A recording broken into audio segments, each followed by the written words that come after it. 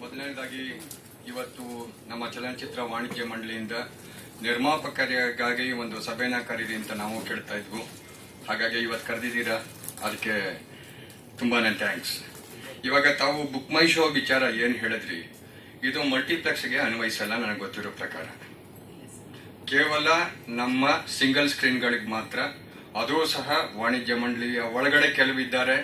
ಎಷ್ಟು ಇವಾಗ 402 ಸಿಂಗಲ್ ಸ್ಕ್ರೀನ್ಗಳು ತಾವಿದೆ ಅಂತ ಹೇಳಿದ್ರಿ.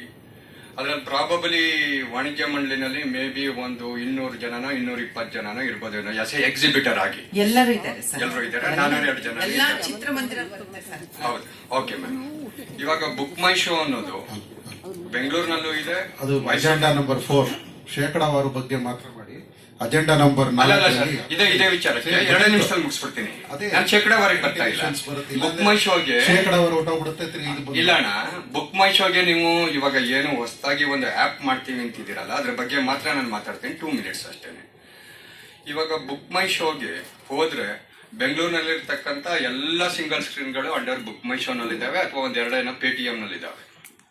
ಹಾಗೆ ಮೈಸೂರಿಗೆ ಹೋಗಿ, ಮಂಡ್ಯಗೆ ಹೋಗಿ, ಚಾಮರಾಜನಗರಕ್ಕೆ ಹೋಗಿ, ಚಿಕ್ಕಮಂಗ್ಳೂರ್ಗೆ ಹೋಗಿ, ಹುಬ್ಳಿಗೆ ಹೋಗಿ, ಗದಗು, ಗುಲ್ಬರ್ಗ, ಕೋಲಾರ ಎಲ್ಲ ಕಡೆ ಇರ್ತಕ್ಕಂಥ ಸಿಂಗಲ್ ಸ್ಕ್ರೀನ್ಗಳು ಆಲ್ಮೋಸ್ಟ್ ಇವಾಗ ಬುಕ್ ಮೈ ಶೋ ನಲ್ಲೇ ಇದ್ದಾರೆ.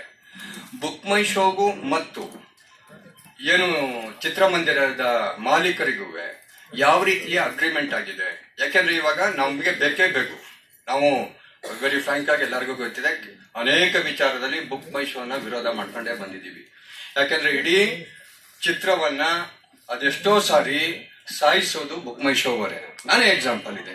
9.5 ಇದ್ದಿದ್ದಂತ ಮಂಜುಳಾ, ನಿಮಗೆ ಗೊತ್ತು, ನನ್ನ ಸಿನಿಮಾ 9.5 ಇದ್ದಿದ್ದು ಶುಕ್ರವಾರ ಬಿಡುಗಡೆಯಾಗಿ ಶನಿವಾರಕ್ಕೆ ಭಾನುವಾರ 4:15 ಶೋವರೆಗೂ 9.5 ಇದೆ.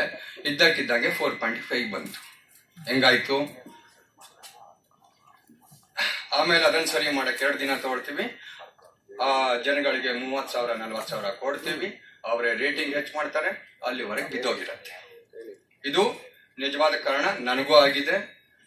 ಹಾಗಾಗಿ ನಾನು ಇಲ್ಲಿ ಕೇಳ್ತಿರೋದೇನಂದ್ರೆ, ಇವಾಗ ಎಲ್ಲ ಚಿತ್ರಮಂದಿರಗಳು ಇವಾಗ ಆಲ್ಮೋಸ್ಟ್ 70% ಬುಕ್ ಮೈ ಶೋ ನಲ್ಲಿ ಇದೆಯಲ್ಲ. ಬುಕ್ ಮೈ ಶೋ ಮತ್ತೆ ಥಿಯೇಟರ್ ಅವರ ನಡುವೆ ಏನ್ ಅಗ್ರಿಮೆಂಟ್ ಇದೆ? ಇವಾಗ ಸಿಂಗಲ್ ಸ್ಕ್ರೀನ್ ಅವರು ಇಲ್ಲೇ ಇದ್ದಾರೆ, ನಮ್ಮ ಮಾಜಿ ಅಧ್ಯಕ್ಷರು, ಅವರನ್ನೇ ಕೇಳ್ಬೋದು. ನನಗೆ ಗೊತ್ತಿಲ್ಲ. ಅವರು ಬುಕ್ ಮೈ ಶೋ ಅಂಡರ್ ನಲ್ಲಿ ಇವಾಗ ವೈಷ್ಣವಿ ಇದೆ. ಯಾವ ರೀತಿ ಅದನ್ನ ಅವರು ಅಗ್ರಿಮೆಂಟ್ ಅನ್ನು ಕ್ಯಾನ್ಸಲ್ ಮಾಡ್ಕೊಳ್ಬಹುದಾ? ಅಗ್ರಿಮೆಂಟ್ ಕ್ಯಾನ್ಸಲ್ ಮಾಡ್ಕೊಳ್ಳಿಲ್ಲ ಅಂದ್ರೆ ಸಿಂಗಲ್ ಸ್ಕ್ರೀನ್ ನಮ್ಮ ನರಸಿಂಹರಾವ್ ಸರ್ದು ಬರೋದಿಲ್ವಲ್ಲ ಇಲ್ಲಿಗೆ. ಸರ್, 1 ನಿಮಿಷ ನಾನು ಇದ್ರ ಬಗ್ಗೆ ಹೇಳ್ಬಿಡ್ತೀನಿ ಸರ್. ಇದರಲ್ಲಿ ತುಂಬಾ ಚರ್ಚೆ ಮಾಡುವಂಥದ್ದಲ್ಲ. ಇದನ್ನ ನಮ್ಮ ವಾಣಿಜ್ಯ ಮಂಡಳಿಯಲ್ಲಿ ಎಕ್ಸಿಬಿಟರ್ ಸೆಕ್ಟರೇ ಅವರೇ ಹೇಳಿರ್ತಕ್ಕಂಥದ್ದಿದು ಒಂದು. ಎರಡನೇದು, ಚಿತ್ರಮಂದಿರಗಳಿಗೆ ಆನ್ಲೈನ್ ಮುಖಾಂತರ ಆಗಬೇಕು ಅನ್ನೋದು ನಮ್ಮೆಲ್ಲರ ಅದು ಟ್ರಾನ್ಸ್ಪರೆನ್ಸಿ ಆಗಿರಬೇಕು ಅನ್ನೋ ದೃಷ್ಟಿಯಿಂದ ಮಾಡಿರ್ತಕ್ಕಂಥದ್ದು. ಆನ್ಲೈನ್ ಮುಖಾಂತರ ಆಗಬೇಕಾದ್ರೆ ಈಗ ತಾವು ಹೇಳ್ದಾಗೆ ಈ